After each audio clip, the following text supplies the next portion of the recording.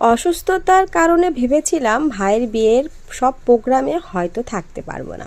আলহামদুলিল্লাহ সব প্রোগ্রামেই শেষ করলাম।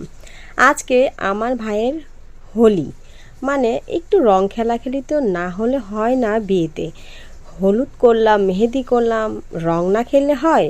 তাই আজকে আমরা সব বোনরা মিলে রং খেলবো। হ্যালো এভরিওয়ান, আসসালামু আলাইকুম। বিয়ে মানেই হচ্ছে রং খেলা। আজকে আমরা সব ভাই বোন মিলে একসঙ্গে রং খেলবো। তাই সবাই মিলে চলে আসলাম যেখানে স্টেজ করেছে আমার ভাইয়ের হলুদের, সেখানেই আজকে সবাই মিলে রং খেলবো। একটু রং খেলার আগে আমরা সবাই মিলে ভিডিও করে নিচ্ছি। কেন জানেন? আমরা যে রংটা খেলবো কাকে নিয়ে খেলবো? সে বরটাই তো নাই। আজকে আমরা সবাই চলে এসেছি এখানে রং খেলার জন্য, অথচ বর মিসিং। বর কোথায় যেন তার ভাইদের সাথে ঘুরতে গিয়েছে, হয়তো কোনো কাজে গিয়েছে। বিয়ে বাড়ি মানে হচ্ছে কাজ। এই তো বর চলে আসছে, আর বরকে ভিতরে নিয়ে যেতে হবে। তাই সব ভাই বোন মিলে কত মজা করতে করতে নাচতে নাচতে ওকে ভিতরে নিয়ে যাওয়া হচ্ছে। এখানে অনেক রকম রং নিয়ে এসেছে সবাই, সবার হাতেই রং ছিল। সবাই নাচতে নাচতে রং মাখাতে মাখাতে ভিতরে নাচতে নাচতে যাওয়া হচ্ছে। এই যাওয়ার মানে এই ভিডিওটা অনেক সুন্দর হয়েছে। সবার হাতেই রং ছিল, সবাই রং নিয়ে অনেক মজা করেছে, অনেক নাচ গান হয়েছে এখানে।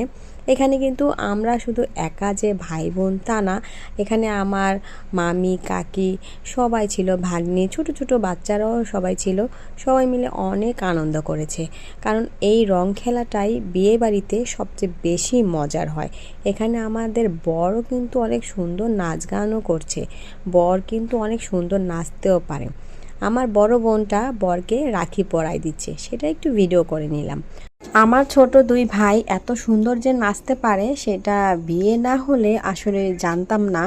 দুই ভাই মিলে অনেক সুন্দর নাচতেছে। রং খেলার মধ্যে সবাইকে রং মাখানো বা সবাইকে ভূত বানানো, এটা কিন্তু অনেক সুন্দর একটা মজার দৃশ্য।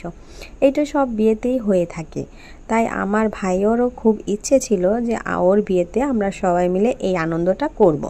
রং মাখানোর আগে আমার ভাই একটু নায়কের মতো মুড নিয়ে নাচা শুরু করে দিল। আর সবার হাতে কিন্তু এখন রং। প্রথমেই ওকে রং মাখানো শুরু করে দিবে। এখানে কিন্তু সবার হাতে রং ছিল, সবাই প্রথমে বরকে রং মাখাচ্ছে।